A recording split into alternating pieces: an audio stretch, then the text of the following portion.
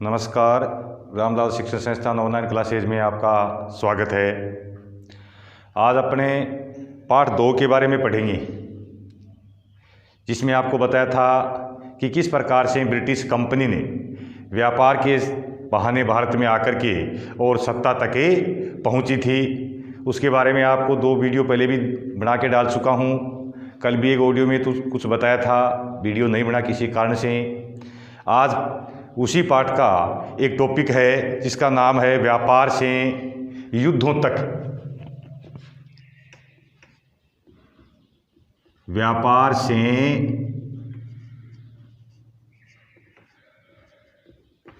युद्धों तक, यानी किस प्रकार से अंग्रेज यहाँ व्यापारी बनकर के आए थे और उन्होंने भारत के राजाओं के साथ युद्ध करके एक राजनीति के सत्ता प्राप्त कर ली थी और भारत के भूभागों पर अधिकार कर लिया था। पहले भी मैं बता चुका हूँ कि अंग्रेज़ों की जो मुख्य नज़र थी वो भारत के संपन्न प्रदेशों पर थी, जैसे बंगाल है, बिहार है, उड़ीसा है। ये पहले एक ही प्रांत था जिसको बंगाल प्रांत के नाम से पुकारा जाता था। ये भारत का सबसे संपन्न प्रांत था। तो अंग्रेज़ों ने सबसे पहले बंगाल पर ही अपनी सत्ता स्थापित करने का प्रयास किया। जैसे मैंने आपको कल भी बताया था कि अंग्रेज़ों ने सबसे पहले जो अपनी फैक्ट्री लगाई थी वो बंगाल में ही लगाई थी, कलकत्ता के पास। अब वो बंगाल के अंदर व्यापार की सुविधा भी हासिल कर ली थी। कल के वीडियो में मैंने आपको बताया था ऑडियो में कि किस प्रकार से औरंगजेब उस समय केंद्रीय सत्ता में था, दिल्ली का नवाब था, और उस समय प्रांतीय जो शासक थे वो केंद्रीय सत्ता के अधीन थे औरंगजेब तक, क्योंकि औरंगजेब के बाद जो प्रांतीय शासक थे वो स्वतंत्र हो गए। तो औरंगजेब ने उनको एक फरमान जारी किया था। फरमान मतलब एक आदेश होता है, शाही या नवाब द्वारा दिया गया आदेश। उसमें लिखा था कि अंग्रेज बंगाल के अंदर बिना कर चुकाए व्यापार करेंगे, यानी व्यापार करने की उनको अनुमति दी थी। अनुमति सिर्फ ईस्ट इंडिया कंपनी को दी थी। मैंने आपको कल भी बताया, कंपनी को जो अनुमति मिली उसका अंग्रेजों ने दुरुपयोग किया। कैसे किया कि कंपनी के जो अधिकारी थे वो कंपनी के अलावा अपने निजी स्तर पर भी बंगाल में व्यापार करने लग गए, जिससे बंगाल के राजस्व को हानि हुई, यानी बंगाल सरकार थी उसके राजस्व में कमी आई। उस समय बंगाल का नवाब था मुर्शीद कुली खां। कौन था? मुर्शीद कुली खां।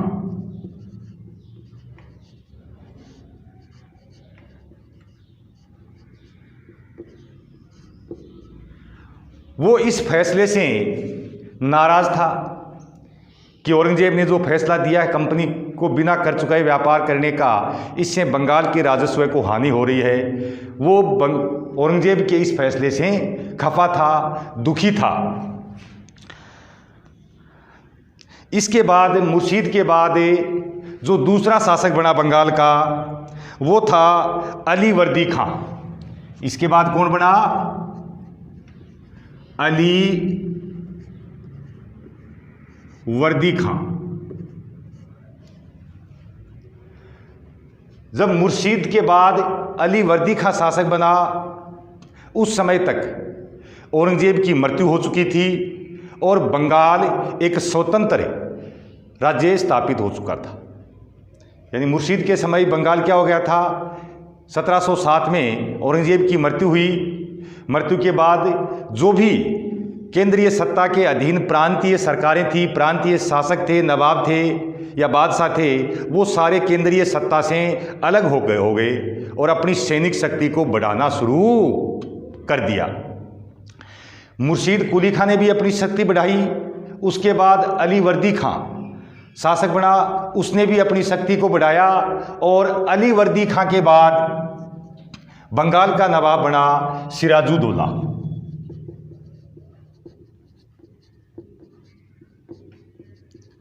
तो सिराजुद्दौला ने भी अपनी शक्ति को खूब बढ़ाया। अंग्रेज इनकी शक्ति से चिंतित थे, यानी उनके साथ युद्ध करने का साहस अंग्रेजों का नहीं था, क्योंकि ये काफ़ी शक्तिशाली थे, ताकतवर थे। लेकिन अंग्रेजों को जो रियायतें मिली हुई थी उनका इन शासकों ने विरोध किया, जिसके कारण अंग्रेजों और बंगाल के शासकों के बीच मनमुटाव बढ़ना शुरू हो गया। और इसी मनमुटाव का नतीजा प्लासी युद्ध के रूप में हुआ। जैसा मैं पहले आपको बताया कि औरंगजेब की मृत्यु के बाद जब इन शासकों ने अपनी शक्ति बढ़ाई तो अंग्रेज इनकी बढ़ती हुई शक्ति से चिंतित थे। वो किसी भी तरह से इनकी शक्ति को रोकना चाहते थे। अब कंपनी को जो व्यापार का अधिकार मिला था उसमें भी ये शासक अंग्रेजों से नजराना मांगने लगे।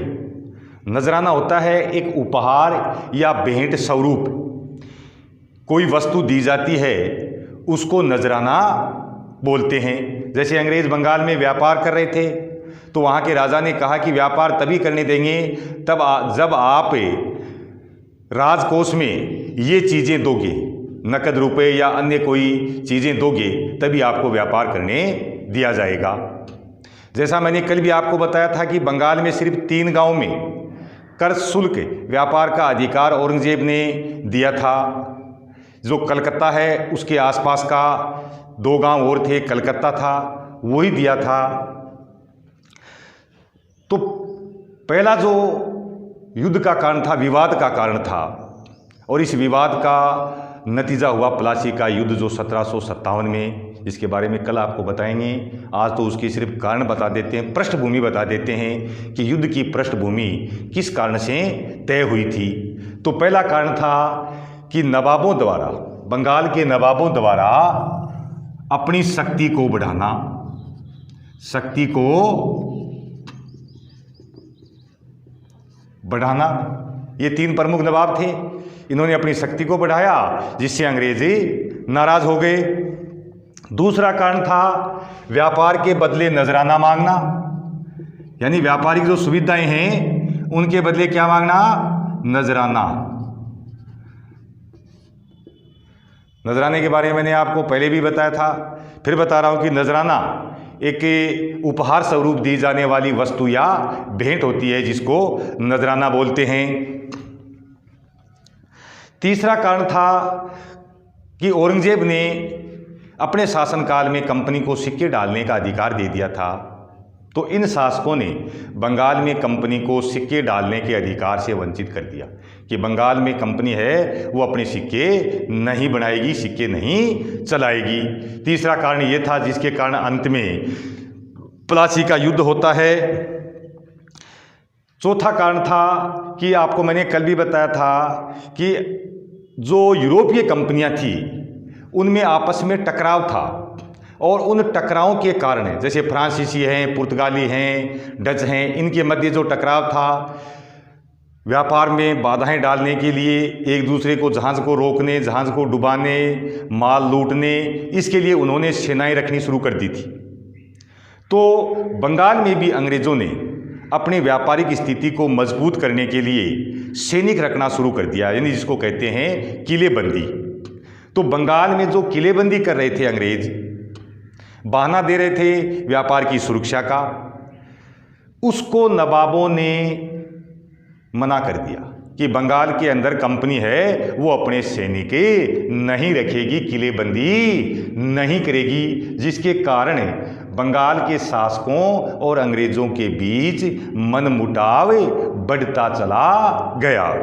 पांचवा कारण था कि बंगाल के नवाबों ने कंपनी पर यह आरोप लगाया कि कंपनी बंगाल के शासक के साथ धोखाधड़ी कर रही है, यानी जो उनको व्यापारिक रियायतें मिली हैं, जो उनको व्यापारिक सुविधाएं मिली हैं, वो उनसे बाहर जाकर के बंगाल के शासन के आंतरिक मामलों में हस्तक्षेप कर रहा है। दो आरोप लगाए। पहला आरोप तो उसने ये लगाया कि एक तो कंपनी है वो बिना मतलब के बंगाल की राजनीति में हस्तक्षेप कर रही है, और जो उसको अधिकार दिया था, सिर्फ कंपनी को कर मुक्त का अधिकार दिया था, जबकि इसके साथ साथ कंपनी के जो कर्मचारी हैं वो भी बिना कर चुकाए अपने व्यक्तिगत स्तर पर व्यापार कर रहे हैं, जिससे बंगाल के राजस्व को भारी नुकसान हो रहा है। और अंग्रेजों का भी उद्देश्य यही था कि अगर किसी राजा, शक्तिशाली राजा को अगर पराजित करना है तो सबसे पहले उसकी आर्थिक स्थिति को कमजोर किया जाए। तो अंग्रेज भी यही चाहते थे कि बंगाल की आर्थिक स्थिति कैसे कमजोर हो। अगर आर्थिक रूप से कमजोर हो जाएंगे बंगाल के नवाब तो इनको पराजित करना आसान हो जाएगा। दूसरा आरोप ये लगाया कि अंग्रेज हैं वो बंगाल के नवाब को कमजोर करने के लिए उसकी सेना में दखल दे रहे हैं। यानी उसके जो सेनापति हैं मुख्य, जिनमें मुख्य था मीर कासिम और मीर जाफर, ये उसके प्रमुख सेनापति थे। इन सेनापतियों को भड़का रहे हैं नवाब के खिलाफ कि अगर आप कंपनी के साथ हो जाएंगे तो हम मिलकर के नवाब को सत्ता से बेदखले कर देंगे और बंगाल का शासक तुम्हें बना देंगे। जैसा अपन कल पढ़ेंगे हुआ भी यही प्लासी के युद्ध के समय। तो ये दो आरोप लगाए। क्या आरोप लगाया? एक तो जो उसको शर्तें मिली हैं उनका दुरुपयोग कर रहे हैं, दूसरा इनके राजनीतिक कार्यों में हस्तक्षेप अंग्रेज कर रहे हैं, और उनके सेना के अंदर भी हस्तक्षेप कर रहे हैं। यानी अब उनके सेनापति, प्रमुख सेनापति हैं, उनको अंग्रेज भड़का रहे हैं नवाब के खिलाफ।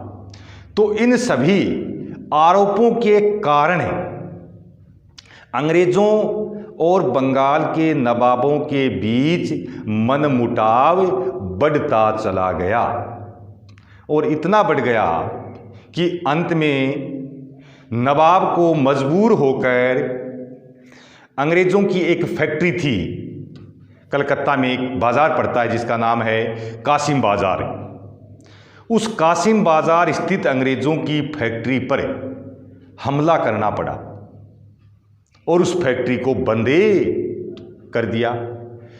वहाँ जो काम करने वाले जितने भी अधिकारी थे उन सबको गिरफ्तार कर लिया। दूसरा, उसने अंग्रेज़ों के जो जहाज थे, समुद्री जहाज, उन समुद्री जहाज़ों को भी रोक लिया, उनके भी घेरा लगा लिया। यानी उनसे न माल आ रहा था और न माल जा रहा था। ये स्थिति कई दिनों तक बनी रही। अंत में अंग्रेज़ों की एक कंपनी थी मद्रास में भी, वहाँ सेना भी थी, सेना का प्रमुख था वहाँ रॉबर्ट्स था।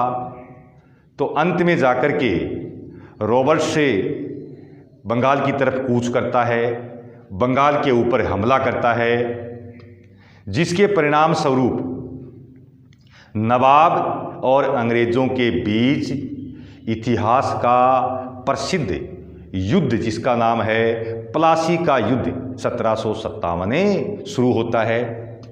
जैसा कि मैंने आपको पहले कारणों में बताया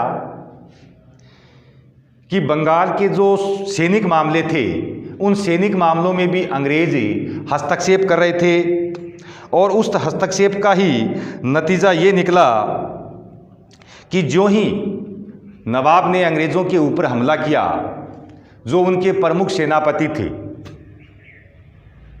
वो युद्ध भूमि से अलग हो गए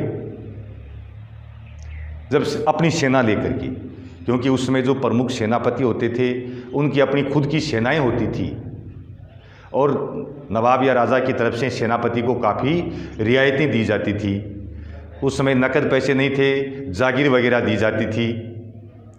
तो जो सेनापति था मीर कासिम, वो अपनी सेना लेकर के अलग हो गया और उसी का नतीजा निकला कि नवाब की हार हुई, क्योंकि अंग्रेज भी यही चाहते थे कि किसी भी तरह से बंगाल के नवाब सिराजुद्दौला को हटाया जाए और उसकी जगह कोई ऐसा नवाब बनाया जाए जो अंग्रेज़ों के इशारे पर शासन करे, जिसको कहते हैं कठपुतली। देखो, कठपुतली वैसे तो एक खेल होता है कि गुड़िया नुमा आकृति होती है जिसको किसी धागे से बांध कर जैसा चाहे वैसा नचाया जा सकता है, तो वैसा ही उसको कहते हैं कठपुतली। तो वैसा ही अंग्रेज चाहते थे कि बंगाल का कोई ऐसा नवाब बने जो कठपुतली की तरह अंग्रेज़ों के इशारे पर काम करे। तो ये जो प्लासी का युद्ध है, इसके बारे में तो मैं आपको कल बताऊंगा। आज जो मैंने चीज़ें आपको बताई हैं कि युद्ध के क्या कारण थे, युद्ध क्यों हुआ, किन कारणों से हुआ। धन्यवाद।